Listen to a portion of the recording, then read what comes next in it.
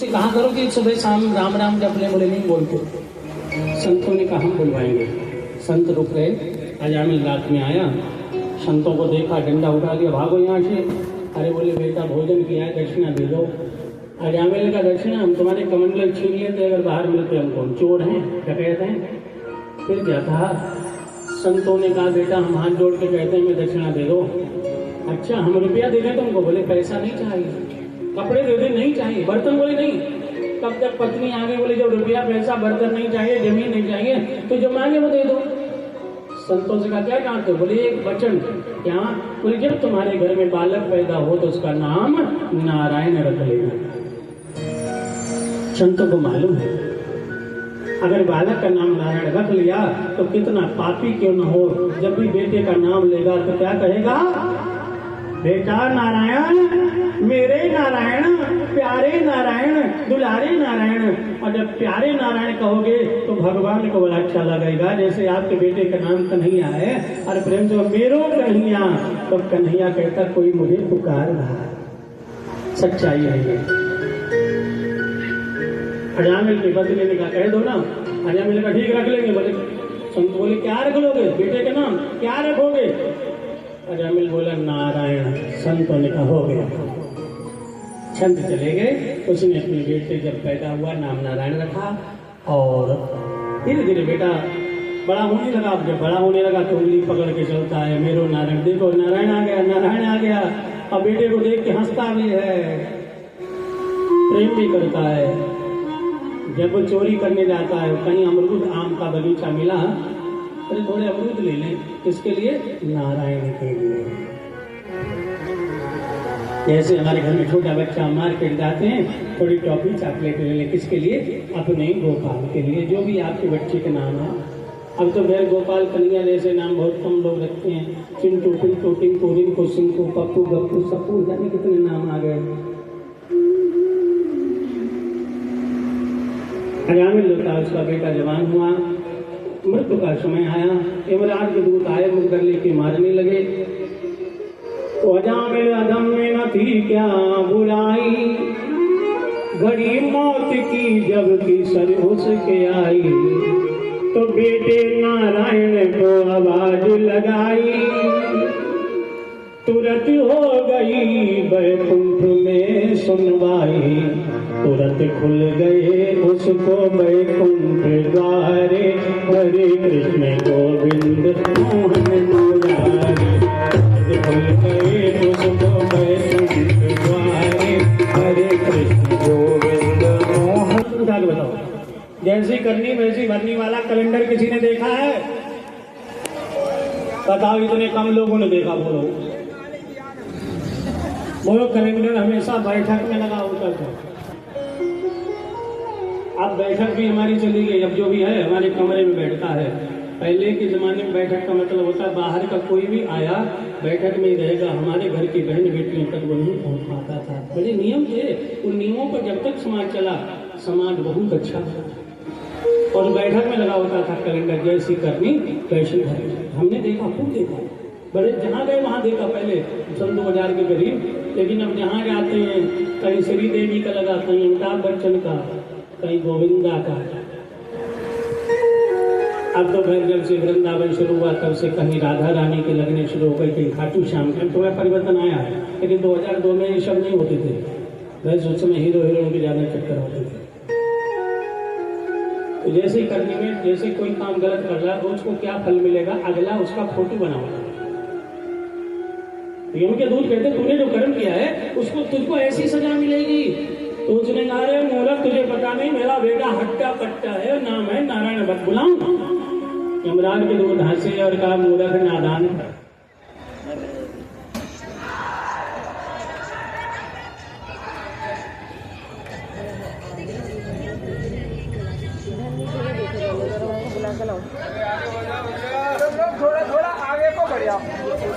कुर्सी थोड़ी पीछे कम करवा दो, बीस आगे की कुर्सी 20 कम करवा दो। अभी बैठे रहो, अभी वो आगे बढ़ रहे हैं।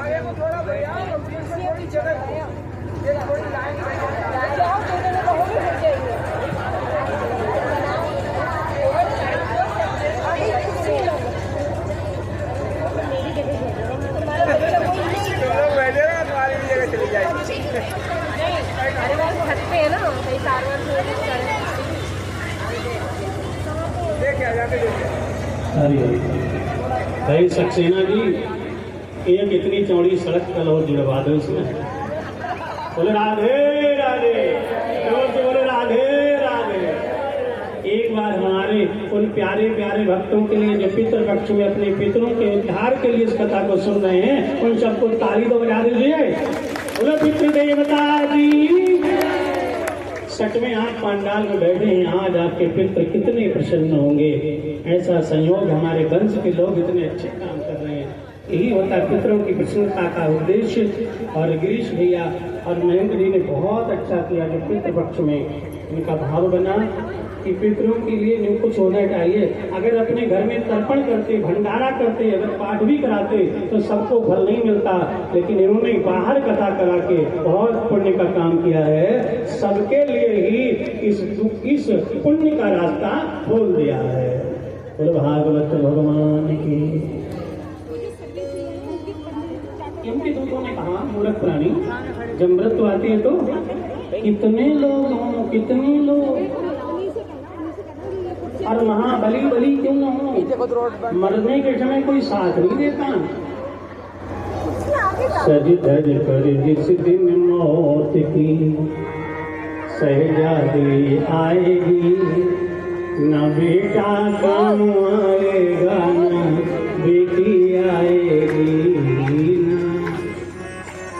सच्चाई यही है,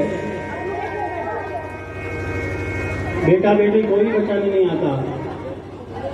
कि उनके दूधों ने कहा, बोला अच्छा, और उसने जो आवाज लगाई, लेकिन वो होता क्या, वर्णाक्षण अवस्था में हमें लगता है कि हम बोल रहे हैं तो जीव तो नहीं होती, लेकिन आत्मा बेटा बेटा कहती है। जो भी होते ना, तो आत्मा से कहा ओ नारायण, जैसे इसने कहा नारायण, और वैसे ही भगवान के कान में आवाज होती है।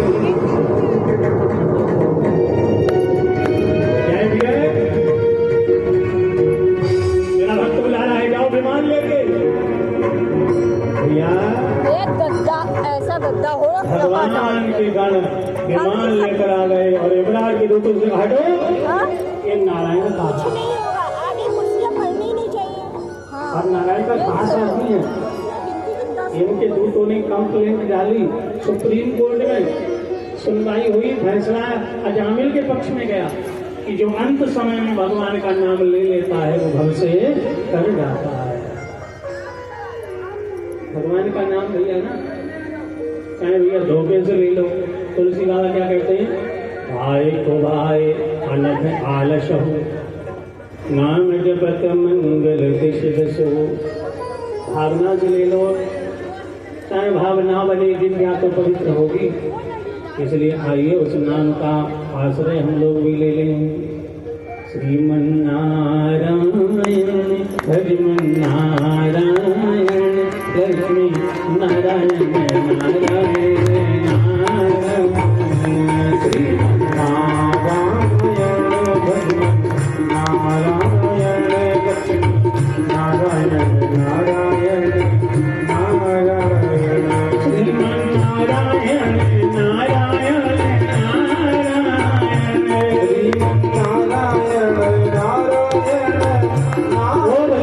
नारायण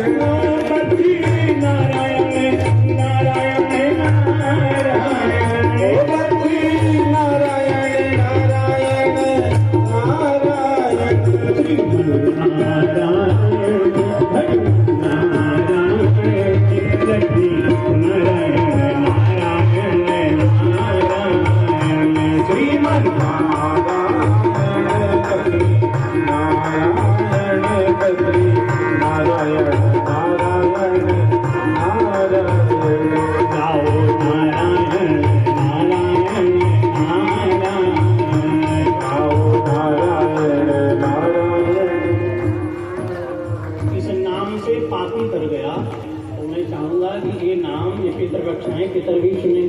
सबके मुख से आना चाहिए। श्रीमन नारायण नारायण नारायण, श्रीमन नारायण। गुरु नारायण भगवान की अजामिल को भगवान के गणों का दर्शन हुआ। तो ये है बाईपास रास्ता। कौन सा बाईपास है? हरि का नाम, प्रभु का नाम। और प्रभु का नाम अगर आपके पास नहीं है तो सुन दो, आप धनवान होते हुए भी निर्धन हैं। और जिसके पास प्रभु का नाम है वो निर्धन होते हुए भी धनवान है। इसलिए ये खजाना अपने पास रखो भैया, रखो। हरि नाम नहीं तो, हरि नाम नहीं तो जीना का। हरि नाम नहीं तो जीना का, हरि नाम नहीं तो जीना का, हरि नाम नहीं तो जीना क्या।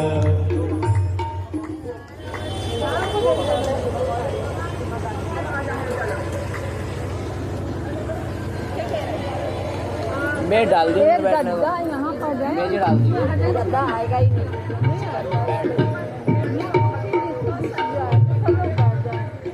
हरि नाम नहीं तो जीना का, हरि नाम नहीं तो जीना क्या।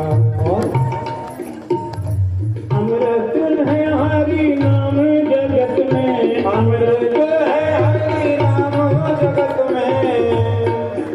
इसे छोड़े पिसे रच पीना का, हरि नाम नहीं तो जीना का, हरि नाम नहीं तो जीना का, हरि नाम नहीं तो जीना का।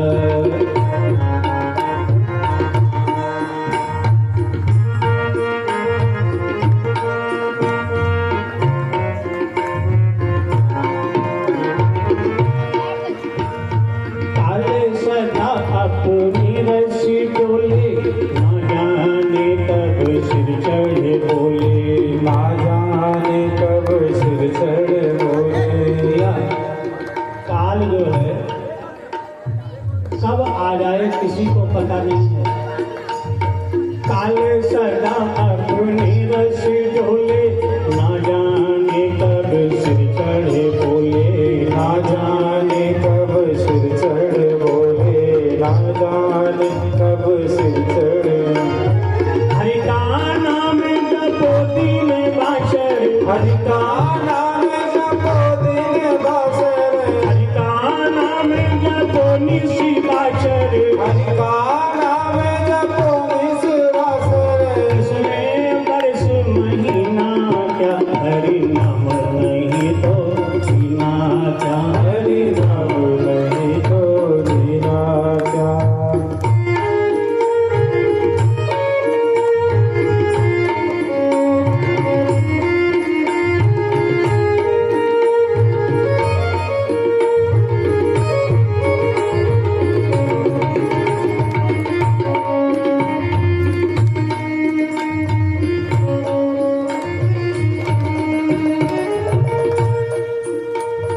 भूषण से सब अंग सजावे, भूषण से सब अंग सजावे, रसना पे हरि नाम न लावे, रसना पर हरि नाम न आवे, रसना पर हरि नाम न आवे। देह पड़ी रहे जाए कहीं पर, देह पड़ी रहे जाए कहीं पर, फिर कुंडल और नगीना का, हरि नाम नहीं तो जीना का, हरि नाम नहीं तो जीना का।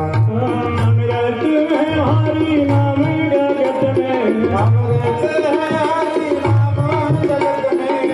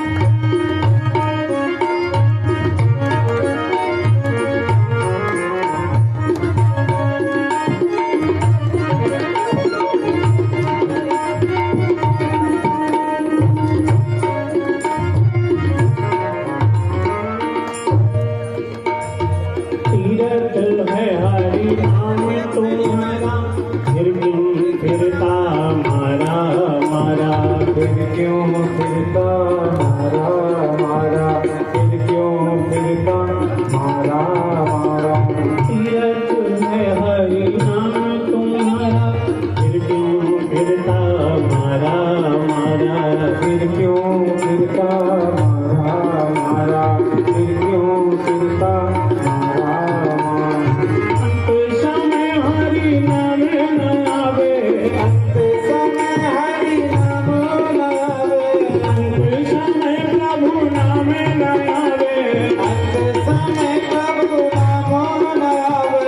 फिर दुनिया में फिर तीरथ में मरना का हरि नाम नहीं तो जीना का हरि नाम नहीं तो जीना का हरि नाम नहीं तो जीना का। अमृत में हरि नाम जगत में अमृत। कंगाल को बसन हीन नहीं सो असुरारी, सब भूषण भूषित वर नारी। रावण स्त्री को सोने और हीरे के गहने पहना दिए जाएं लेकिन सादी सूट न पहनाया जाए तो स्त्री कभी सुंदर नहीं लग सकती। और स्त्री को कहने मिले न मिले लेकिन वह वस्त्र अगर पहन लेती है, साड़ी पहन लेती है, तब भी वह बहुत सुंदर लगती है। इसी तरह दिव्या को पनीर जैसी बढ़िया से बढ़िया सब्जी, बढ़िया मिठाई मिले न मिले, लेकिन अगर राम नाम मिल गया तो समझो दिव्या जो थी उस नारी की तरह सुंदर बन गई। राम नाम बिन गिरा न शोभा, ये गिरा माने जीव राम नाम के बिना शोभा नहीं पाते। इतने अजामिल की कथा हमको शिक्षा देती है किन किन प्रकार किसी बहाने अपने बेटे का नाम रख लो राधा कृष्ण गोपाल, बेटी का नाम राधा, बेटे का कृष्ण, सीता राम, कृष्ण दामोदर। भगवान के एक नाम थोड़ी है, 1000 नाम है, सहस्र नाम। नाम का बड़ा प्रभाव है। ये तरह से नाम महिमा बताई। और नाम महिमा कितनी बताई? मोरे मन प्रभु हस विश्वासा। सबसे जग में निकला एक परिणाम, राम से बड़ा राम का। इसने कहा हनुमान जी ने, राम से बड़ा। ऐसा हुआ जब समुद्र में पुल बांधा जा रहा था तो नल नील पत्थर को लेते उस पर राम राम लिख देते, पत्थर तैरने लगते थे। राम जी खड़े हुए थे। राम जी ने सोचा एक छोटा सा पत्थर मैं भी डाल दूं, और राम जी ने वो पत्थर उठाया और पत्थर जैसे ही उसको छुआ पानी में तो डूब गया। राम जी ने सोचा ये तो बड़ी बदनामी, कोई देख लेगा तो बड़ी बदनामी होगी कि राम जी के हाथ का पत्थर डूब गया। किसी ने देखा तो नहीं। तभी हनुमान जी मुस्कुरा रहे थे, देख लिया प्रभु देख लिया। राम जी बोले क्या देखा? वही देखा, आपने पत्थर डाला डूब गया। हनुमान जी को समझ में आया। बोले हमारे समझ में 2 बातें आई। पहला, जग में निकला ये परिणाम, राम से बड़ा राम का। पहला। और दूसरा एक समझ में आया क्या? पार होगा वही जिसको पकड़ोगे राम, जिसे छोड़ दोगे पल भर में डूब जाएगा। इसलिए हम क्या करेंगे? हम भगवान को ना पकड़ करके पकड़ लो हाथ बनवाई, नहीं तो जो शिष्य का धन लेता है, जैसे आप लोग आरती में पैसे चढ़ाते हैं, ब्याज पूजन में चढ़ाते हैं, तो हम तो भैया यहाँ भी घर में भी कहते हैं प्रभु जिन लोगों ने दान किया है ये मेरे कन्हैया उन पर कृपा बनाए रखना, उनका दुख दूर करना। यही है शिष्य का दुख दूर करने का मंत्र है। और लेकिन गुरु पैसा ले लिया और शिष्य के लिए कोई प्रार्थना नहीं करता तो गुरु को नरक में डालता। गुरु महिमा सुनाई, इसके बाद में चित्रकेतु की कथा सुनाई। उसके भाग में बेटे का सुख नहीं था, जबरदस्ती पुत्र मिला, 8 साल में मृत्यु हो गई, बड़ा दुखी हुआ। तब बताया गया कि पुत्र की कामना में दर दर भटकना व्यर्थ है, भाग में होगा तो मिल जाएगा। मानव जीवन मिला है तो भजन करो भजन करो भजन करो। इसके बाद भक्त प्रहलाद की कथा सुनाई। हमने आपको पूर्व में पिछले सत्र में कथा सुनाई कि दिति के दो बेटे हुए, एक हिरण्याक्ष एक हिरण्यकश्यप। हिरण्याक्ष का वध जो था वो भगवान ने 12 बन के किया। जैसे श्री कृष्ण का जन्म स्थान आपको मालूम है मथुरा, और राम जी का अयोध्या, और 12 भगवान का जन्म स्थान पता है? 12 माने शंकर, पता है? हाँ, आवाज आई है, लेकिन आप कितने हाथ कम क्यों उठे? आप ध्यान ही नहीं देते। वृंदावन जाते हो और जब आप कचला से आगे बढ़ोगे तो सीधे हाथ पे मूर्ति लगी है, सोरों में हुआ दावकार। बोल बारहा भगवान की सोरों। कपिल जी का जन्म स्थान जो है कंपिल है। एक अवतार में गंगा सागर। भगवान के अवतार कहाँ हुए? तो हिरण्याक्ष मारा गया। हिरण्यकश्यप ने बड़ी तपस्या की थी, वरदान मांग लिया था, न दिन में मरूं, न रात में, न भीतर न बाहर, न ऊपर न नीचे, न नर से न पशु से, 12 महीनों में ब्रह्मा की सृष्टि में किसी दिन न मरूं। तो फिर क्या था? वो अमर होने का उसने अपना नाटक किया कि मैं भगवान हूँ। याद रखना, आजकल भी बहुत से ऐसे पंथों में लोग हैं जो अपने को भगवान कहते हैं, लेकिन जब कोरोना आया तो एक भी भगवान की फोटो नहीं आई। किसी कोरोना वाले को छू दे वो ठीक हो जाए। हम किसी की निंदा नहीं करते। भगवान का ऐश्वर्य है, जो अपनी छोटी उंगली पर 7 को उसका पर्वत उठा ले वो कृष्ण भगवान है। और आज के समय में जो अपनी छोटी उंगली पर 1 कुंटल की बोरी उठा ले वो आज का भगवान। बस आरती करो सब लोग। और यदि वो ऐसा नहीं कर पा रहा, अपने को भगवान कह रहा है, तो आप जाना, वो आपके भगवान जाने। हमारे मानने में तो गुरुदेव भगवान का रूप है, लेकिन वो भगवान से मिलाने वाले हैं, इतना मानना है। आपकी मति, आपकी विचार अलग हैं, आपको जो अच्छे लगे अलग बात है, लेकिन परमात्मा वो है जिसमें दुनिया बनाई। परमात्मा वो है जो हमारा हाथ पकड़ भविष्य काटता है। परमात्मा वो है जो हमारे दुख दूर करता है।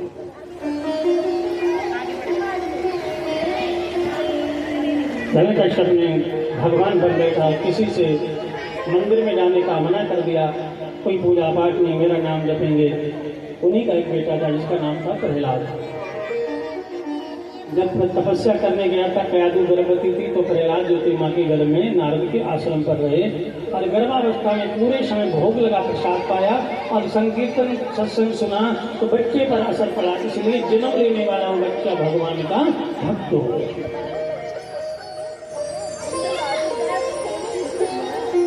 बच्चा विद्यालय में जब गया, संघ और अमार्ग 2 गुरु उनके हैं, शुक्राचार्य के बेटा, उनको पढ़ाने लगे। हिरण्यकश्यप ने कह दिया तुम अपना पाठ तो पढ़ाओ, लेकिन बाद में इसको ये भी पढ़ा देना कि तुम्हारा दुश्मन विष्णु है, इसने तुम्हारे चाचा को मारा।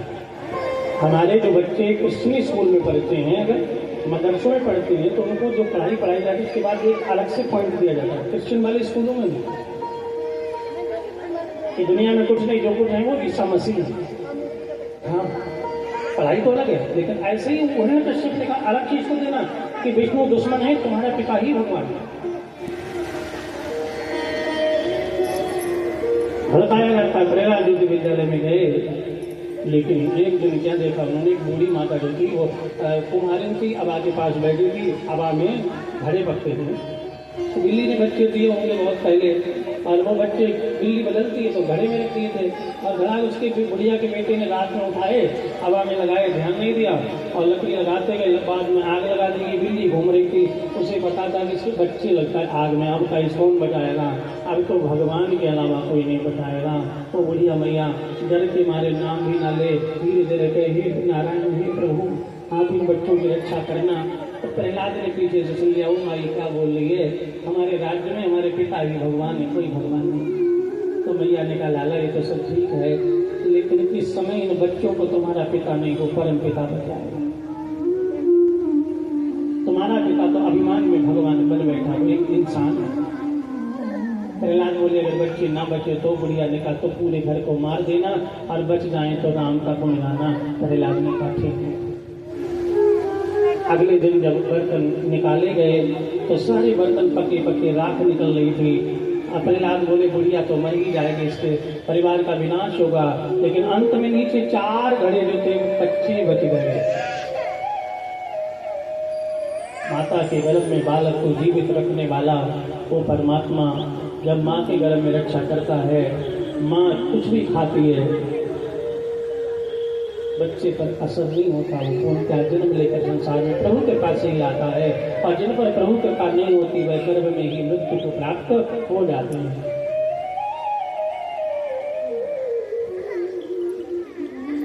4 बच्चे बिल्ली के म्याऊं म्याऊं करते भाग गए। प्रहलाद ने तुरंत ही अपने पिता को झूठा परमात्मा समझा और प्रहलाद आज विद्यालय में गए, और उस विद्यालय में जाकर के प्रहलाद जी ने बच्चों से कहा कि गुरुदेव ने हमको मॉनिटर बना दिया है। प्रहलाद को मॉनिटर बनाया। मॉनिटर माने जो क्लास का, पूरी क्लास का नेता होता है, देख रेख करने वाला। और आज की पढ़ाई मेरे हिसाब से हुई। आओ ढोलक लाओ, मजीरा लाओ। ढोलक मजीरा वहाँ आ गया, और आज प्रहलाद उस अपने विद्यालय में राम राम जगह जगह लिख दिया, प्रभु नाम लिख दिया। और प्रभु नाम लिख करके बच्चों से कहा कि ढोलक मजीरा ले करके और मस्ती में गाओ, मस्ती में गाओ। सारे बच्चे प्रहलाद के साथ आनंद लेने लगे। मैं तू जपूं सदा तेरा नाम, दयालु दयालु।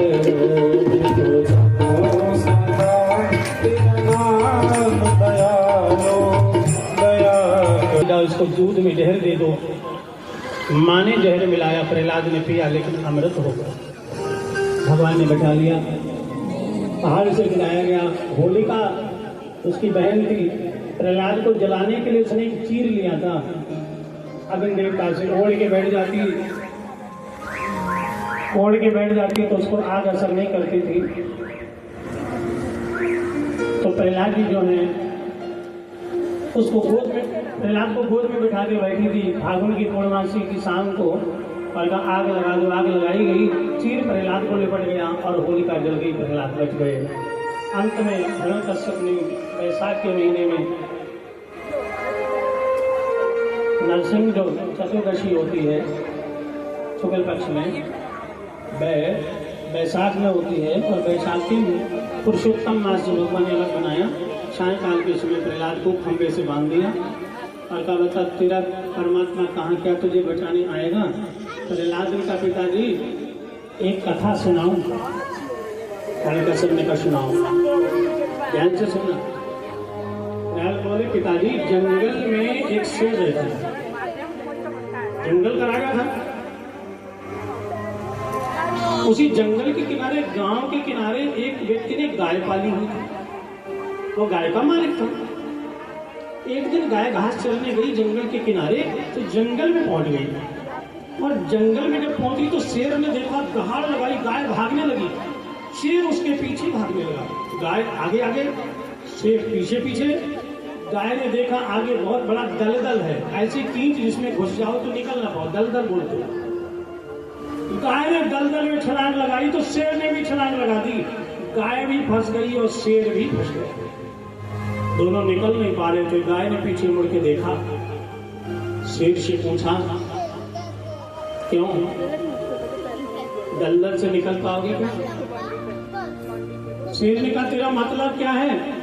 गाय ने पूछा कि मतलब ये है कि तुम कौन हो, तुम्हारा कोई है मालिक? शेर ने कहा मैं खुद मालिक हूं, मैं खुद जंगल का राजा हूं।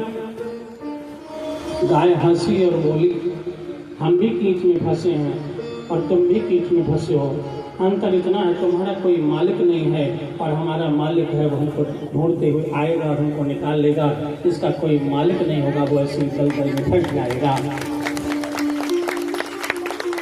थोड़ी देर में देखें उसका मालिक आया, गांव वाले को साथ लेके दलदल से गाय को निकाल लिया और शेर की वही मौत हो गई।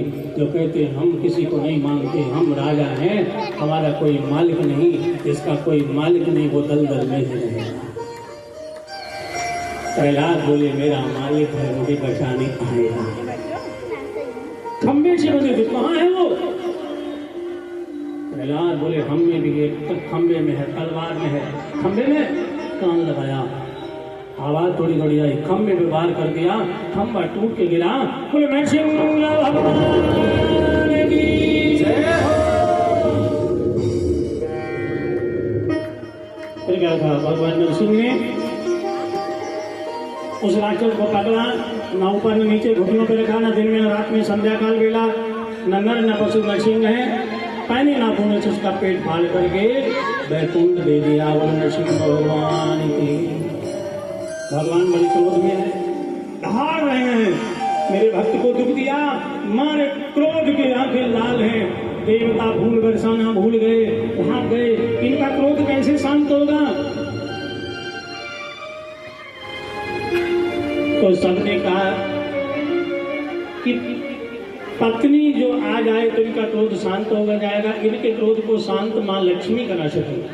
देवता वैकुंठ गए, देवी माँ चलो जल्दी, तुम्हारे पति बड़े गुस्से में हैं, किसी की नहीं सुन रहे हैं। लक्ष्मी जी ने कहा ऐसा कैसे हो सकता है, किसी किसी पत्नी को इतना पति विश्वास होता है, वो किसी की सुने ना सुने, हमारी जरूर सुने। अभी बताती हूँ चल के। माता लक्ष्मी जी जब आई और देखा नरसिंह का रूप, बोले बाहर में जाओ तुम, भाग गई लक्ष्मी जी। इसका मतलब शेर मुंह देखकर लक्ष्मी जी भाग गई। तभी से हमारे यहाँ एक दोष बना, बातु देश में शेर मुख। शेर मुख अगर कोई मकान बनाता है तो लक्ष्मी जी रूठ जाती है। शेर मुख मकान किसे कहते हैं, जिस मकान की पीछे की चौड़ाई कम और आगे की ज्यादा होती है उसको शेर मुख कहते हैं। शेर मुख देखकर लक्ष्मी माँ भाग गई। समझ में आया? तब से एक दोष बना, इसका नाम है शेर मुख, इससे पहले नहीं। और मकान, दूसरे मकान का नाम है गौमुख। गौमुख मकान किसे कहते हैं, जिसकी पीछे की चौड़ाई 20 फीट है और आगे की जो चौड़ाई है वो है 19.5 फीट, तो वो गौमुख मकान कहलाता है।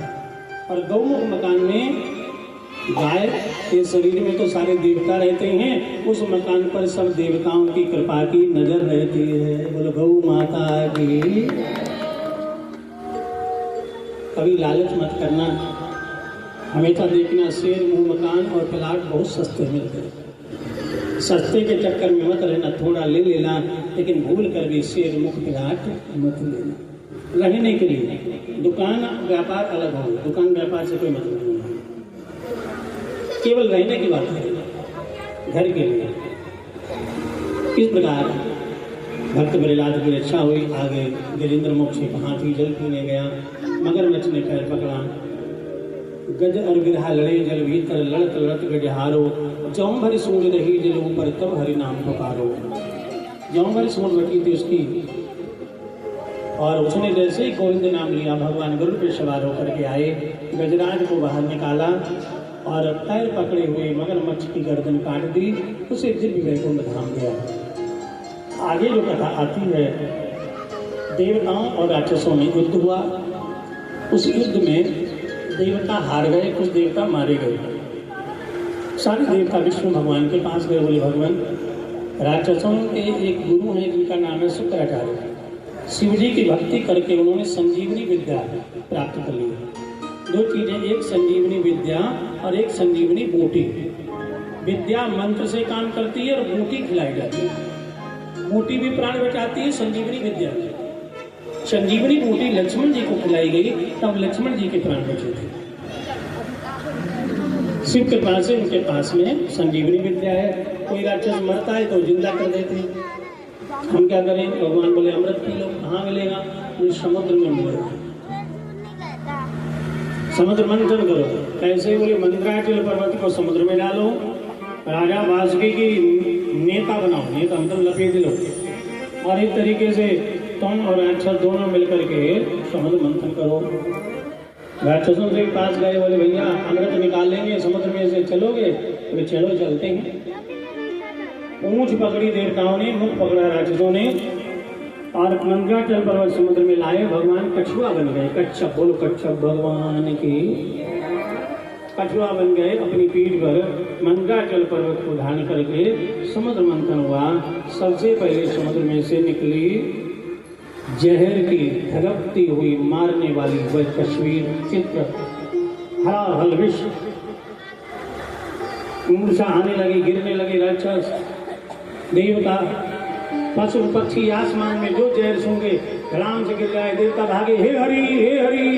भगवान बोले अरे भैया ये तो बड़ी मुसीबत है, इसको तो देवों के देव महादेव ही दूर कर सकते हैं, इसलिए जल्दी करो। दोनों हाथ उठा और बोलो हर हर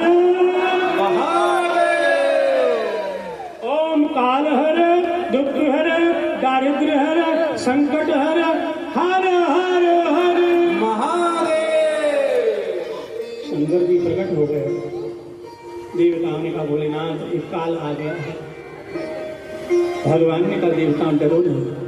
एक बार उज्जैन नगरी में मेरे भक्त मेरी पूजा कर रहे थे शिवलिंग की, उनको मारने के लिए काल आया दूषण, और मैं वहीं शिवलिंग में से प्रकट हो गया और मेरा नाम पड़ा महाकाल। बोलो महाकाल भगवान की।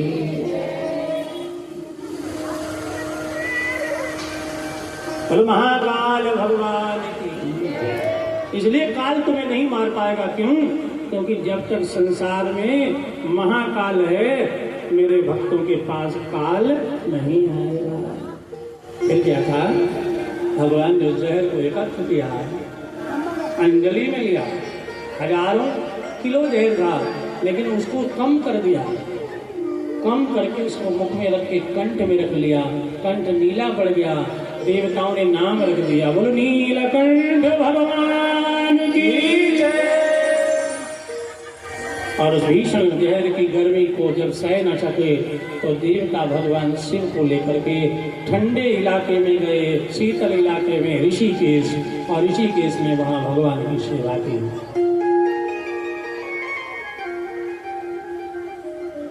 भगवान शिव ने कहा जाओ तुम लोग समुद्र मंथन करो। समुद्र मंथन हुआ। कामधेनु गाय निकली। कामधेनु का मतलब है जो कामना है वो गाय से कहो पूरी हो जाए। याद रखना, एक होती गोप अष्टमी, कार्तिक महीने के शुक्ल पक्ष में अष्टमी, उस दिन गाय की पूजा करो। गाय माता को जो आपकी कामना है बोल दो, पूरी हो जाएगी। बोलो गौ माता की।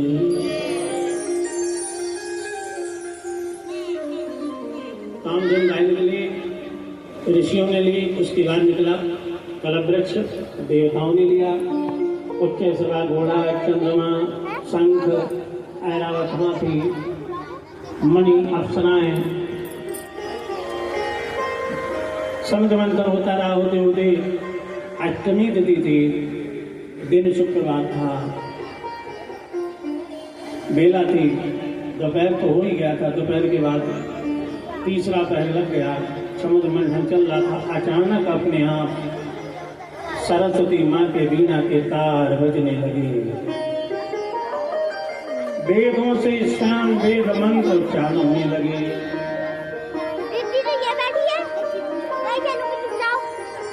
वेदों से मंत्र उच्चारण होने लगे और एक सुंदर साड़ी पहने हुए, चूनर पहने हुए, लाल लाल हाथों में मेहंदी, पैरों में महावर 16 श्रृंगार किए हुए एक देवी जैसे ही प्रकट हुई, वैसे ही ब्राह्मणों ने सत्य वाचन प्रारंभ कर दिया। लक्ष्मी मैया की जय। हरि ओम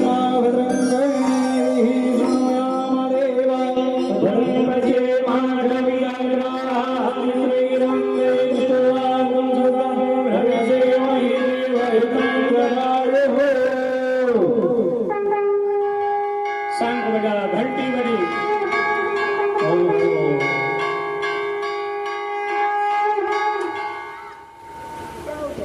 पायों में पाजेब है, मुस्कराती हुई, सोने का कलश है, सिक्के गिर रहे हैं। उन देवी को देख समुद्र मंथन रुक गया। अभी तक तो बंटवारा हो रहा था। देवता कहते भैया गाय ले जाओगे, राक्षस कहते नहीं आप ही ले जाओ। देवता कहते पेड़ निकला लगा लो अपने दरबारे में, राक्षस कहते नहीं आप ही लगा लो। लेकिन अब लक्ष्मी जी को कोई नहीं कहना आप ले जाओ, सब उठाते हैं। लेकिन लक्ष्मी जी के पीछे पीछे बूढ़े पुरुष आए, हाथ में सोने का थाल और थाल में एक थी वरमाला। तब उन्होंने कहा कि हे देवताओं की राक्षसों, मैं इनका परिचय कराता हूँ। ये मेरी सुपुत्री हैं और मैं हूँ समुद्र देवता। कालांतर में भगवान शिव की इच्छा से कि समुद्र में लीन हुई और उन्होंने वरदान दिया था कि देवता और राक्षस मिलकर समुद्र मंथन करेंगे तो इन देवी का प्राकट्य होगा। इस देवी का नाम है लक्ष्मी। इनका अर्थ है लक्ष्य को प्राप्त कराने वाली। लक्ष्य जानते? लक्ष्य जैसे किसी का लक्ष्य है गाड़ी खरीदना, ये हो गया लक्ष्य। तो गाड़ी कब मिलेगी? जब लक्ष्मी जी कृपा करेंगी। इसलिए माता लक्ष्मी जी की आरती में दिया हुआ है क्या? तुम बिन यज्ञ न हो, ये बात न कोई पाता मैया, बात न कोई पाता।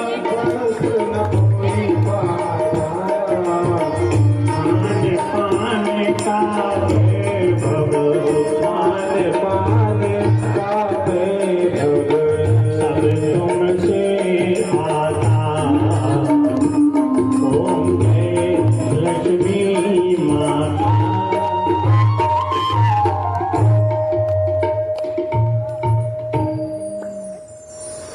तुम अभी ने यज्ञ न होवे, वस्त्र न कोई पाता, खान पान का वैभव। मैंने देखा, मैं कथा करने खटीमा गया, अग्रवाल लखनऊ वाले सतीश अग्रवाल, बहुत बड़ी कथा हुई। जितने संगीत वाले थे उनका भेजा हुआ एक बंदा आता था, आपसे पूछा आप क्या खाने में लेंगे?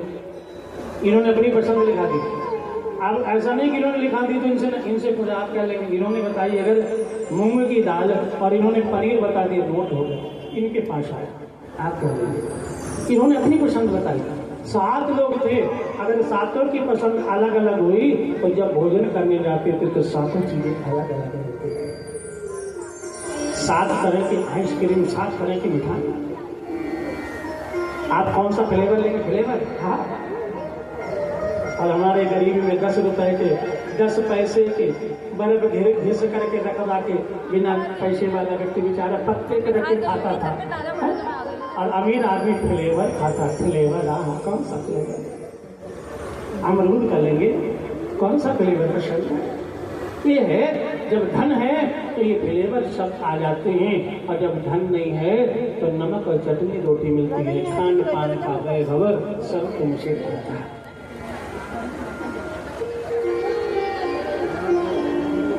इनका नाम है लक्ष्य को प्राप्त कराने वाली देवी लक्ष्मी। और आज ही मैंने इनका विवाह निश्चित किया है, और विवाह ये जिसके साथ करें इनको छूट है। कोई कहे कि मेरे साथ कर लो, ऐसा नहीं होगा। जिसको ये अपना पति बनाएंगे। लक्ष्मी जी ने हार हाथ में लिया और घूमने जब लगी, जैसे ही तो देखा एक आसन पर चतुर्भुज रूप नारायण बैठे हुए। माता लक्ष्मी वहीं रुक गई और उन्होंने नारायण से कहा प्रभु आप खड़े हो जाइए, क्योंकि माला बैठ के वहीं पड़ती, वर माला कभी बैठ के खड़े हो जाइए। भगवान नारायण जी से खड़े हुए और माता लक्ष्मी ने माला पहना दी।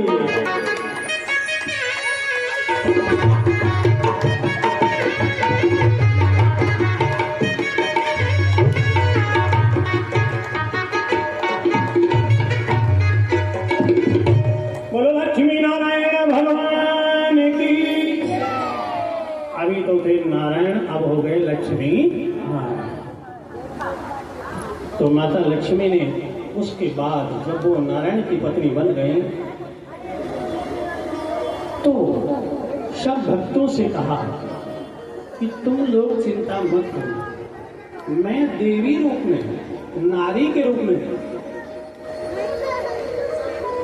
नारायण के संग रहूंगी, लेकिन धन के रूप में। और जो व्यक्ति अपनी पत्नी का आदर करेगा उसकी पत्नी को पत्नी नहीं कहा जाएगा, घर की लक्ष्मी कहा जाएगा। यानी मेरे अंश से तुम पुरुषों के घर में जो देवी आएगी, जो नारी आएगी, वो केवल नारी नहीं होगी, उसको गृह लक्ष्मी कहेंगे, घर की लक्ष्मी। लेकिन इन अंग्रेजों ने उस धर्म पत्नी को, उस लक्ष्मी को मैडम बना दिया। कभी जाते कोई परिचय करता थे, नहीं कहते हमारी धर्म पत्नी है, ये नहीं कहते हमारी गृह लक्ष्मी है, क्या कहते ये हमारी मैडम है। इससे असर क्या पड़ा? अंग्रेजों कान खोल के सुन लो, अगर आपने भरी सभा में कहीं जाकर कह दिया ये हमारी मैडम है तो वो सरकारी हो जाएगी। सरकारी कैसे हो जाएगी? सुनिए, परिचय मान लीजिए 4 लोग खड़े हुए हैं और चारों के आप परिचय के, लेकिन आपकी पत्नी का परिचय उनसे नहीं है और आपने कहा ये हमारी मैडम है, आपने कहा ये हमारी मैडम है। कभी दूसरा बोला मैडम जी पानी पियोगी, तीसरा बोला मैडम जी कॉफी, चौथा बोला मैडम जी चाय। हाँ?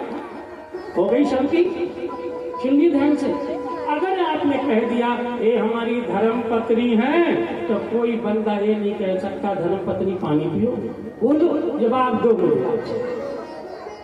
इसलिए अपनी पत्नी को सरकारी बनाना हो तो मैडम कहना, नहीं तो कहीं भी जाओ धर्म पत्नी बनाना, यह लक्ष्मी बनाना। बड़ी माइंड की बात बता।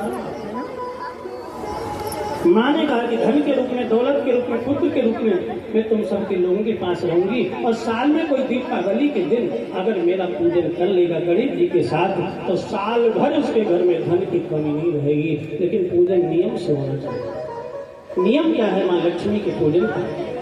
धनतेरस वाले दिन से प्रारंभ किया जाता है। धनतेरस को स्नान करना चाहिए प्रातःकाल और प्रार्थना करनी चाहिए माँ लक्ष्मी दीपावली को हम आपका पूजन करेंगे, आप मेरे घर जरूर आना। जैसे शादी का कार्ड अगर पड़ोसी को ना दो और बारात तैयार हो जाए और कहो चलो बारात में कभी नहीं जाए और पहले से कह दो तो ध्यान रखेगा शादी है जाना है। धनतेरस को माँ को बुलावा दो, मेरे घर आना धन के रूप में माँ, मेरा दुख मिटाना। और उस दिन स्नान वगैरह करके पूजा करना, पूजा अपने भगवान की जो नृत्य करते गुरु मंत्र का जाप करना और उसके बाद बाजार जाना और बाजार से एक पात्र खरीदना, चांदी का, सोने का, तांबे का, पीतल का, लेकिन कभी लोहे का पात्र मत खरीदना। कारण क्या है? क्योंकि मैं सोचता था कि बड़ी जल्दी कथा कर दूंगा, जल्दी होती नहीं मुझसे, फिर बड़ी जल्दी कर रहा है। क्योंकि लोहे में शनिदेव का निवास होता है और शनिदेव की पत्नी ने शनिदेव को श्राप दिया था। आज सोच रहा था कि शनिदेव की 7.5 वगैरह का उपाय बताऊंगा, लेकिन उस समय तो बहुत थोड़ा चलो थोड़ा हम क्या कह रहे थे? शनिदेव निश्चित क्या कह रहे थे? धनतेरस को मार्केट जाए तो बर्तन पीतल का खरीदना, कांसी का खरीदना, तांबे का, लेकिन धनतेरस वाले दिन कभी स्टील का बर्तन मत खरीदना। शनिदेव की पत्नी ने जब शनिदेव को साथ दिया था तो कहा कि तुम इतने सुंदर हो, तुम पत्नी का कदर नहीं करते, इसलिए जाओ मैं तुम्हें श्राप देती हूँ, इतने काले हो जाओ। उल्टा तवा, शनिदेव उतने ही काले हो गए। शनिदेव से कहा कि विष्णु जी का निवास सोने में होगा, ब्रह्मा जी का चांदी में, और तुम्हारा जो निवास होगा वो लोहे में होगा। स्टील को आयरन कहते हैं, स्टील आयरन है, लोहा है। हालांकि बदला हुआ है, उसको रिफाइन करके स्टील बनाया गया, लोहे से स्टील है, लोहा ही होता है रिफाइन करके। इसलिए अगर धनतेरस को कोई तुम्हारे निवास वाला बर्तन लाएगा तो उससे लक्ष्मी जी रूठ जाएगी। धनतेरस को सिक्का चांदी का खरीदना चाहिए, लेकिन कभी भी गणेश लक्ष्मी का सिक्का नहीं खरीदना चाहिए, भूल कर भी नहीं खरीदना चाहिए, करेंसी ही खरीदनी चाहिए और नहीं तो मत खरीदो। गणेश लक्ष्मी जी केवल और केवल आप दीपावली के दिन या धनतेरस को भी ला सकते हैं, तो उसके लिए आप केवल और केवल मिट्टी के हैं उनकी एक ही दिन पूजा करें दीपावली के दिन, बाकी उनको विराजमान करके अपने सीट में रखें। कैसे रखेंगे वो तरीका हम आपको बता दे रहे हैं। लाल वस्त्र लाएं, गणेश जी को जब लाएं तो बिछाने के लिए लाल वस्त्र लाएं और 5 कौड़ी, 5 हल्दी की गांठें और 5 गोमती चक्र, 5 कमल रखें। पूजा की विधि कभी धन की कमी नहीं हो जाती। 5 कमल रखें, 5 गोमती चक्र, 5 कौड़ी, 5 हल्दी की गांठें, लाल वस्त्र। अब आपका ये हो गया धनतेरस वाला काम। धनतेरस वाला काम हो गया। इस दिन आपको लाना है बर्तन और चांदी का सिक्का। अभी गणेश लक्ष्मी नहीं लाने आए, शाम को 5 घी के दीपक जलाने, एक जल देवता का, एक अपने मंदिर में, एक अन्नपूर्णा का, एक आंगन में और एक नगर के मंदिर का। 5 दीपक घी के। अगले दिन जो है वो है चतुर्दशी, नरक चतुर्दशी, उस दिन एक तेल का दीपक जलाएं और दीपक जलाकर वो घर के बाहर दरवाजे पर रखें, वो अंदर कभी न रखें। इसके बाद दीपावली वाले दिन आप अन्य कार्य करते हुए स्नान ध्यान कर बाजार जाएं और 2 झाड़ू खरीद कर लाएं, 1 नहीं 2। 2 झाड़ू खरीद कर लाएं, गणेश लक्ष्मी जी को लाएं और जो भी पूजा का खीर पुलाव मीठा फल वगैरह है। और सबसे बड़ी ये ध्यान रखें कि दीपावली के दिन लक्ष्मी जी को एक फल अवश्य चढ़ाएं, उस फल का नाम है शरीफा। नवरात्रों में चाहे आप लाख फल चढ़ा दो, जब तक अनार का भोग देवी जी को नहीं लगता पूजा पूरी नहीं होती। और ऐसे लक्ष्मी जी की पूजा अगर पूरी करना चाहते हो तो शरीफा का फल जरूर दो। दीपावली वाले दिन ये सारी सामग्री एकत्र करके एक चौकी पर एक आसन लगाएं, अलग शब्द पूजा का रोड का उसमें नहीं, अलग आसन लगाएं, लाल कपड़ा बिछाएं, उस पर गणेश जी लक्ष्मी जी को स्थापन किया है। अब आपने कहा था सायंकाल के समय दीपक भी तैयार कर लीजिए।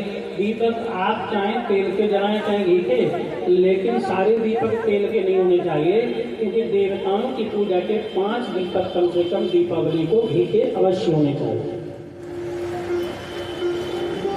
तेल के दीपक अगर हम केवल तेल ही के जलाते हैं तो भी हमारी पूजा अधूरी है, क्योंकि हर देवता की पूजा तेल के दीपक से नहीं। अब आपने चौकी पर रख दिया, थोड़े से चावल जो है वो रंग लीजिए, रोली में लाल कर लीजिए, अच्छा कुमकुम से रंग के लाल कर लीजिए। सिंदूर भी लाए मांग में भरने वाला, और सिंदूर ला करके। और सबसे बड़ी बात एक और आपको बताएं कि आप जो है जो गोमती चक्र लाए हैं उन सबको धो करके और कौड़ी वगैरह को धो करके गंगा जल से प्रोक्षण करके और मूर्ति पर भी पहले जल छिड़किए। जल छिड़कने के बाद हाथ जोड़िए और श्री गणेश भगवान के माँ लक्ष्मी आप मूर्ति में विराजमान होइए, हमारी पूजा स्वीकार कीजिए। जब आप उनको बुलाएंगे एकदम ऐसे नहीं, गणेश जी रखे टीका लगाओ, जल चढ़ाओ, भोग लगाओ ना, ऐसे नियम से करना। जब आप उनको थोड़ा सा विराजमान कर लें, चौकी लगा लें, तो पहले उनका आवाहन, पहले जल छिड़कने से पवित्र, उसके बाद आवाहन, उसके बाद अपनी पूजा करें। जो भी आपकी पूजा सामग्री है, धूप दीप तिलक और जो चांदी का सिक्का है उसको भी इसमें रखें, दूध से उसको धो करके और गंगा जल से धो करके उसको पूजा में रखें, उस पर भी सिंदूर का तिलक लगाएं। गणेश जी को सिंदूर चढ़ाएं, माँ लक्ष्मी जी को सिंदूर चढ़ाएं। और यदि किसी भी नारी का लगता है नारी को कि हमारा पति जो है जितना पहले चाहता तो उतना अब नहीं चाहता, ऐसा होता है। कई बार कभी लगता है आपका प्रेम कम हो गया या कहीं दूसरी जगह अटक गया, भटक गया हो, ऐसा भी हो जाता है। आजकल तो बहुत ज़्यादा चल रहा है। तो 5 गोमती चक्र सिंदूर में डाल लेना सुबह को, और जाकर के जहाँ गौरी शिव जी का मंदिर हो, गौरी को वो सिंदूर चढ़ाना और गोमती चक्र रंगत लेना, कहना ही गौरी। ऐसी कृपा करो जैसे महादेव आपके बिना नहीं रह सकते। जब आप सती के रूप में मर जाती हैं तो उनका मुंड भी गले में पहन लेते हैं, ऐसे हमारे पति भी हमको प्रेम करें, ऐसी कृपा करो। फिर गौरी को चढ़ाया हुआ सिंदूर और फिर उसमें भी मिला लें और वहाँ थोड़ा सा अपनी मांग में लगा लें और वह सिंदूर अपना अलग रख लें। कहाँ? जहाँ आप क्या बोलते हैं उसको, जो श्रृंगार का नहीं, क्या बोलते हैं, अरे जो भी आपका शीशा लगता है ना, जिसके सामने आप खड़े होकर के ड्रेसिंग टेबल, ड्रेसिंग टेबल। काश हम भी महानगर में पैदा होते तो ये सब जानते, गाँव में पैदा होते। ड्रेसिंग टेबल, और याद रखना ड्रेसिंग टेबल आप अगर अपने सोने वाले कमरे में किसी गृहस्थ के घर में अगर ड्रेसिंग टेबल या बड़ा शीशा लगा हुआ है घर में, तो उन पति पत्नी का उच्चाटन हो जाता है। क्योंकि बड़ा शीशा तो होना चाहिए, परंतु जिसमें सोते हैं उसमें अगर बड़ा शीशा है तो अधिकांश का धीरे धीरे प्रेम कम ही हो जाएगा, कभी बढ़ेगा नहीं। यदि आपका है तो उसके लिए पर्दा बनवा लीजिए, और जैसे उसका काम समाप्त हो रात्रि में भोजन से सायंकाल ही उसको पर्दा डाल दीजिए। हर समय शीशा में वो टेढ़ा करके देखने की जरूरत नहीं, एक दिन तुम्हारा पति टेढ़ा कर देगा। हाँ, इसलिए शीशा है लेकिन उसका दुरुपयोग मत करो। कभी भी घर में अपने टूटा शीशा ना रखें, कभी कभी भूल दो। टूटे शीशे में कभी मुंह मत देखना, भले ही चाहे मुंह पर तुम्हारे कितना धूल लगा।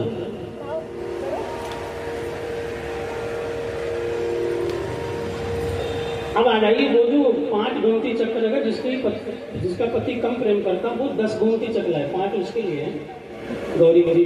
अब वो उसी में पड़े रहते सिंदूर की डिब्बी में, कभी निकाले नहीं। देखना पति अपने आप से बदल जाएगा, उसके विचार बदल जाएंगे और वो कह देगा, क्या कह देगा, हमका माफी दे दे, हमसे भूल हो गई हमको। सच में ये मंत्र है, दीपावली का उपाय है। सायंकाल के वेला में परिवार के साथ बैठे एक गोला अवश्य लें। जब पूजा पूरी महालक्ष्मी को हो जाए, दीपक वगैरह जल जाए, तो पत्नी को लाल वस्त्र ही पहने, चूनर ओढ़े और अपने पतिदेव से कहे कि जो लक्ष्मी जी को आपने गोला चढ़ाया है और फूल खिलौना लेकर के गोले के साथ अपने पति से अपनी गोद उठाया। और ये हो गई महालक्ष्मी की बढ़िया पूजा। रात्रि में कनक धारा स्तोत्र का पाठ, ओम महालक्ष्मी नमः का पाठ और 5 मंत्र अपने पूजा घर में लिख दे। ओम रिद्धि सिद्धि, ओम शुभ स्वस्ति लाभ, ओम गंग गणपतये नमः, ओम महालक्ष्मी नमः, ओम श्री कुबेराय नमः। ये सिंदूर में घी मिला के इसको 5 मंत्र, और ये मंत्र हमेशा देखे, अपने बच्चों को दिखाए। जब गलत देखने से बच्चे बिगड़ सकते हैं तो मंत्र देखने से सुधर भी जाएंगे, याद रखना। जब देखने से ही सब होता है तो मंत्र जो बच्चा रोज देखेगा आपका सबसे अच्छा और सच्चा बच्चा निकलेगा। बोलो लक्ष्मी मैया की। यदि किसी के घर में धन की कमी है, नौकरी नहीं लग रही है, तो आप किसी भी उजाले पाठ के सोमवार शुक्रवार से प्रारंभ कर सकते हैं। एक मंत्र है ओम गंग गणपतये नमः, इसको हल्दी की माला पर, और ओम महालक्ष्मी नमः इसको कमल गट्टे की माला पर। अगर आप धन चाहते हैं तो दीपावली के दिन कमल गट्टे की माला ले आइए, कम से कम 2.5 घंटा एक आसन पर बैठ जाइए। जो मुहूर्त अखबार में निकले कि इतने बड़े का है बस मत छोड़ना, और माला की ओम महालक्ष्मी नमः, ओम महालक्ष्मी नमः, ओम महालक्ष्मी नमः। तो देखना आपके घर में कैसे तरक्की होती है। बोलो लक्ष्मी मैया की। एक तरह से समुद्र मंथन से माँ भगवती निकली।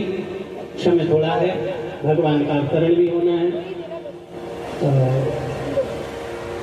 नारायण लक्ष्मी को लेकर वैकुंठ में गए, देवता समुद्र मंथन किए। समुद्र मंथन से वाणी देवी मदिरा निकली, और उसके बाद अंत में सबसे निकला सुंदर स्वरूप। बोलो धन्वंतरी भगवान की।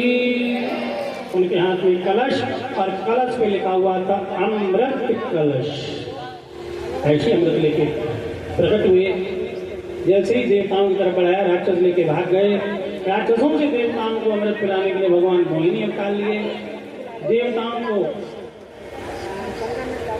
प्रसन्न किया, उन्हें अमृत पिलाया और राक्षसों को मदिरा पिलाई। एक राक्षस ने भी अमृत पी लिया, उसका नाम था सुरभानु। 2 टुकड़े भगवान ने उसके कर दिए, एक बना राहु, दूसरा बना केतु। राहु केतु जिसकी कुंडली में राहु केतु के बीच में सबके आ जाते हैं, उसकी कुंडली में काल सर्प दोष बन जाता है। काल सर्प दोष की शांति के लिए क्या करें? बहुत ही बढ़िया उपाय, लेकिन आज समय बिल्कुल कम है, आज नहीं। और शनिदेव का भी उपाय आज ना बता सके क्योंकि समय बहुत कम है। अभी हमें भगवान कृष्ण के जन्म में भी प्रवेश करें। बोलो भक्तवत्सल भगवान की। और कल गिरिराज गोवर्धन की पूजा होगी। इसके बाद माता अदिति ने पुत्र प्राप्ति के लिए अपने पति से उपाय पूछा। 7:25 का 15 का समय दिया, जब बताएं तभी। उनके पतिदेव का नाम कश्यप ऋषि। उपाय बताया पयोव्रत। पयोव्रत में फागुन के शुक्ल पक्ष के पड़वा से 12 दिन तक केवल गाय का दूध पीना और कुछ नहीं। जिनको संतति की प्रॉब्लम है, जिसको संतान नहीं और इधर उधर भटक रहे हैं, वो ये उपाय करें। पयोव्रत नाम है गाय का ही दूध पीना 12 दिन लगातार। और संतान गोपाल मंत्र देवी ओम देवी की सुख गोविंद वासुदेव जगतपते देहि में तनयम कृष्ण त्वाम हम शरणम प्रकार। ये मंत्र है, याद रखना। ये 12 दिन बहुत बड़े हैं, संतान की खुशी देने वाले हैं। फिर बाद में दिन अपनी झोली मेवा और गरी का गोला लेकर के उसको भरवावे। अदिति ने वैसा ही किया, अपनी झोली भरवाई, उनकी खुशियों से झोली भरी। उनके घर में स्वयं साक्षात विष्णु भगवान आ गए, वामन बनकर। बोल वामन भगवान की जय। भाद्रपद शुक्ल पक्ष की तिथि द्वादशी को वामन जी ने जन्म लिया।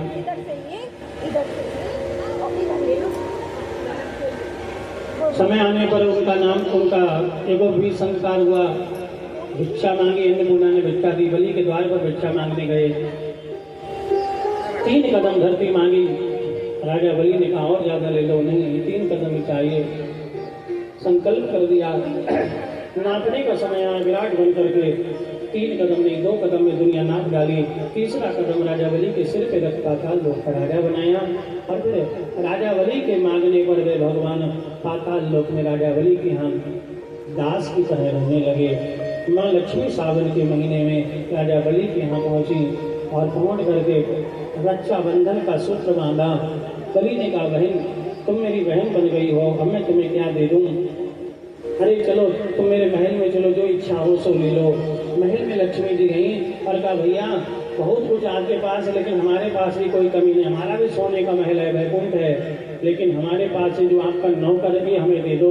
राजा बलि ने कहा, ये नौकर नहीं है, ये तो नारायण भगवान है।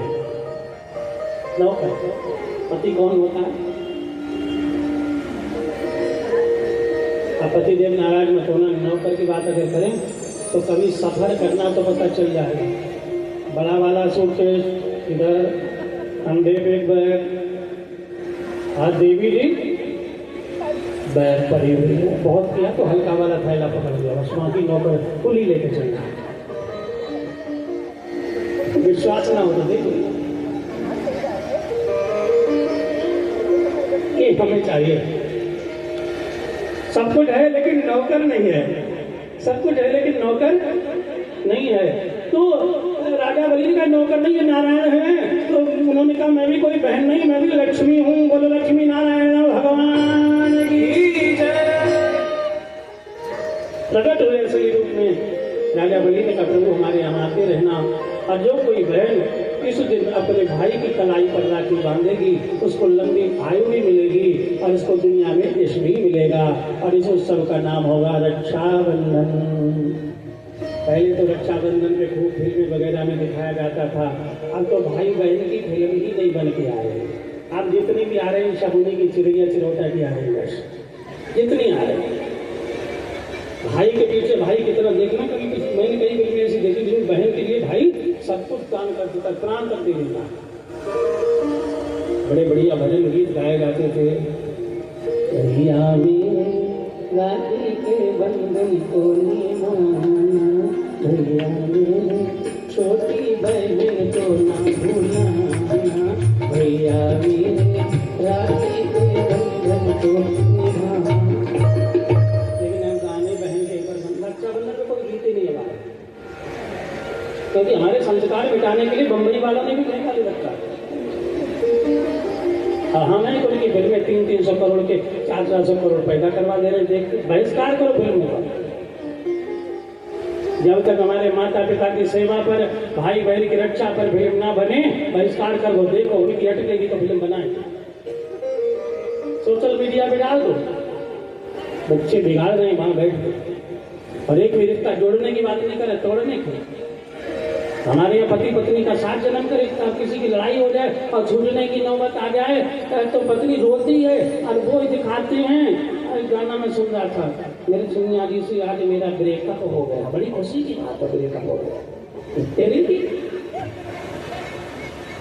बहिष्कार करो इनका, वरना तलाक होगा तो पत्नी कहेगी वेरी गुड, बहुत अच्छा किया, ब्रेकअप हो गया। ऐसे हमारे समाज को बिगाड़ रहे बम्बई वाले। भगवत भगवान भगवान नारायण लक्ष्मी ने राजा बलि को कहा कि हम हर रक्षाबंधन के दिन दोनों आकर के तुमको दर्शन देंगे।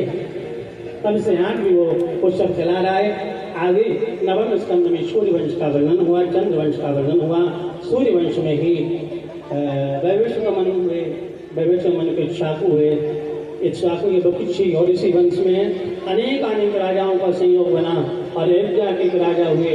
आज के दशरथ के 3 रानियां और जिन्होंने पुत्र प्राप्ति के लिए यज्ञ किया। श्रृंगी ऋषि ने यज्ञ किया और अग्नि देवता के उनसे प्रकट हुए खीर को लेकर के, और खीर उनको दी और कहा जो पत्नी तुम्हारी खीर पाएगी उसको पुत्र होगा। तीनों रानियों ने खीर का प्रसाद पाया और खीर का प्रसाद पाने पर उन्हें ऐसा लगा कि वे माँ बनने वाली हैं। और चैत्र का महीना शुक्ल पक्ष तिथि नवमी तिथि मधुमास पुण्य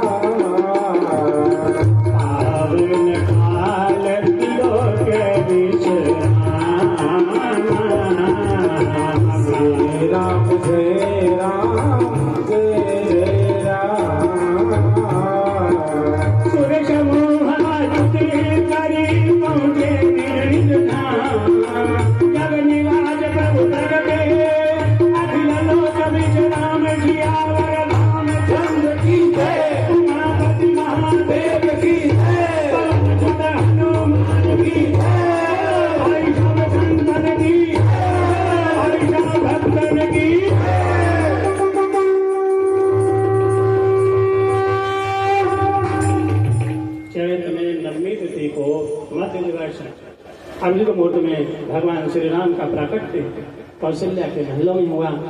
थोड़ी देर में दोनों रानियों के घर, सुमित्रा के घर 2 और कैकेयी के यहाँ 1 पुत्र ने जन्म लिया। 4 गुनी खुशी बनी। धीरे धीरे आगे बढ़े, समय बढ़ा, नामकरण हुआ, बाल लीलाएं हुई। विश्वामित्र लेकर के गए, कालका आदि का वध किया और अहिल्या को उद्धार कर जनकपुरी में गए, धनुष को तोड़ा। सीता जी से राम जी का, भरत जी का, मांडवी से, लक्ष्मण का, उर्मिला से और शत्रुघ्न का सुकृति से विवाह हुआ। लौट के अवध में आए। अवध में जब आए थोड़े दिन खुशियां रही, अचानक 7.5 लग गई और राम जी को वनवास हो गया। तो लक्ष्मण और जानकी जो हैं गए, राम जी के संग गए, केवट में पार किया, चित्रकूट में आए, निवास किया। इधर दशरथ जी की मृत्यु हुई, भरत जी नाना के घर पे लौट के आए। पिता का अंतिम संस्कार कर राम को मनाने गए, लेकिन राम जी ने चरण पादुका दे दी, भरत को लौटा दिया। फिर राम जी आगे दंडक वन में गए, वहाँ अनेक लीलाएं करते हुए भगवान श्री राम की जानकी जी का हरण हुआ। फिर भगवान राम खोज करते हुए सबरी मैया के आश्रम पर गए। सबरी के जिनके वेणों का भोग लगा। भगवान श्री राम हनुमान जी से मिले, हनुमान जी ने सुग्रीव से मिलाया, सुग्रीव का दुख दूर किया, बाली को मारकर राजा बनाया। सुग्रीव जो है सीता की खोज में वानर भालुओं को भेजा और हनुमान जी सीता की जुगलाए। भगवान श्री राम सेना लेकर समुद्र के किनारे पहुंचे और नलनील ने राम नाम लिखकर पत्थर पे पुल बांधा। राम जी ने शंकर भगवान की स्थापना की। बोलो रामेश्वर भगवान की पूजा कर आगे बढ़े। शिव कृपा से राम रावण का युद्ध हुआ और युद्ध होने पर राम जी ने रावण को मार दिया। 14 वर्ष बाद लौट करके आए और नर नारियों को दर्शन दिए और वशिष्ठ जी ने आज्ञा दे दी कि राम आज ही राजा बनेंगे। बोलो राजा रामचंद्र। पूरी रामायण भाई की आदि थी।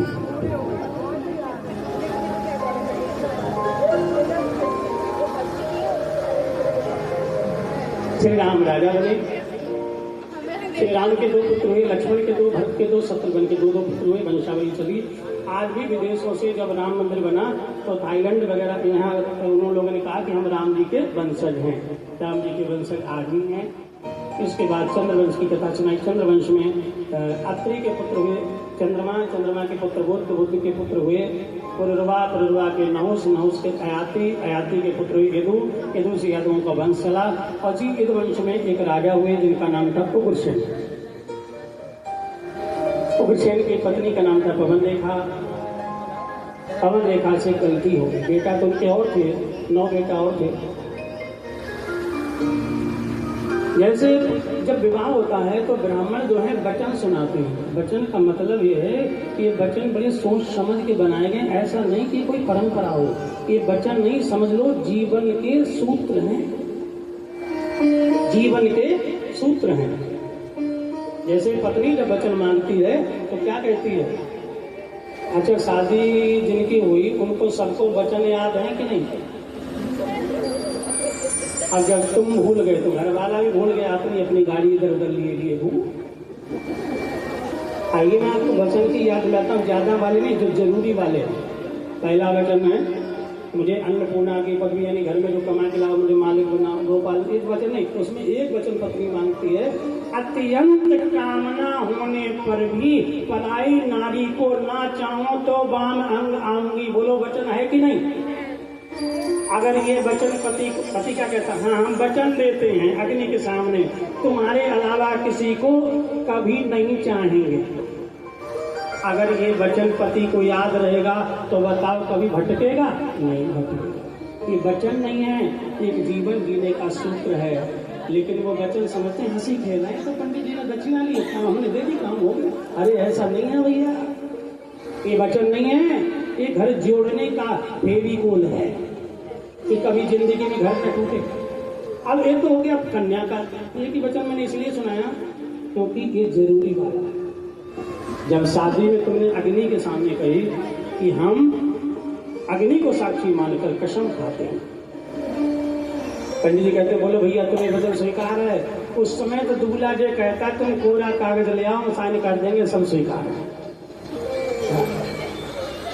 सच में वो साठ ढेरियां लगती ना, उस समय दूल्हा कहता अरे साथ नहीं तुम 17 लगा दो, मैं सब स्वीकार। दुल्हन पाने की जल्दी होती है। अब आ गया बर को वचन मांगने की बारी। इसमें उद्गाने मध्य पानी चाहती तो गेह तकाई का। नारी को उद्गान शब्द है, बगीचे का उद्गान शब्द है, वन का उद्गान शब्द है, दोपहरी का। नारी को रात्रि में या बगीचे में, वन में अकेले नहीं जाना चाहिए। इसका मतलब पाबंदी नहीं लगाई। जब दिल्ली वाली लड़की की घटना हुई थी तो वो लड़की का समय जाने का कितना था बताएं? 3 बजे का समय। वो 12 बजे 11-12 का बजन था, और जबकि हमारे शास्त्र पहले मैंने कितने बजे गए? 1 बजे। देखिए जब हमारा शास्त्र कहता बहन बेटी को रात्रि में, अब बहुत अगर अत्यंत आवश्यक तो संग किसको ले जाए? माता पिता भ्राता, माता पिता भाई या परिवार के सदस्यों, किसी गैर को भी नहीं कहा कि तुम पड़ोसी को भी ना, पड़ोसी को भी मना कर दिया। रात में पड़ोसी के संग भी नहीं, गलत है। बहुत सही है, पवन रेखा ने नियम तोड़ा और कहीं हम तो अकेली वन में जाएंगी। एक राक्षस की नजर पड़ गई, उसका नाम था द्रुमलिक।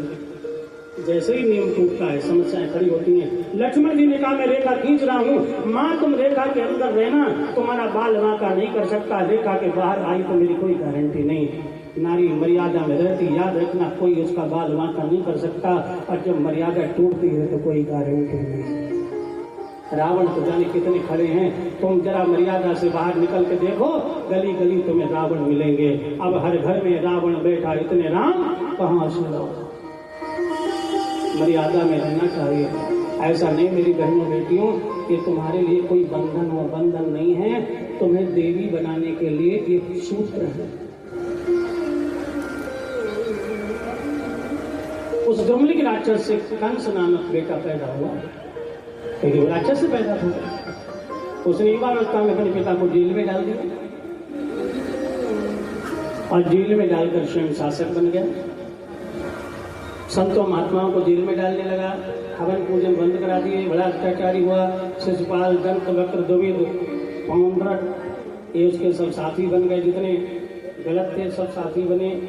पृथ्वी माँ बड़ी परेशान हुई, रोने लगी क्योंकि अब तो बड़े पाप होने लगे, हिलने लगी। भूकंप किसे कहते हैं?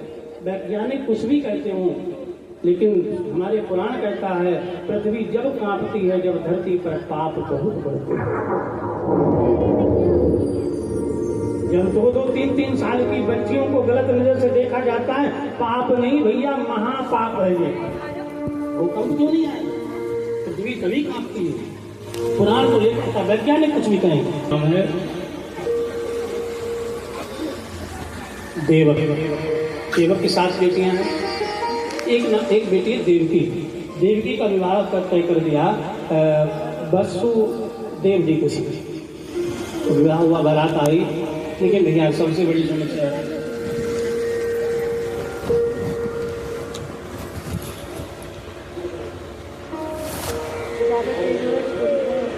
विदाई का समय था।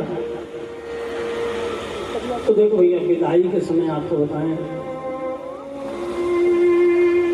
आजकल नहीं कह सकते क्योंकि बेटियां जो हैं, बेटियां नहीं, हमने अपने बच्चों को अपने से दूर कर दिया।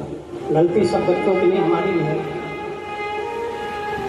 क्या 2.5 वर्ष का बच्चा स्कूल जाने लायक है? हमें बताओ।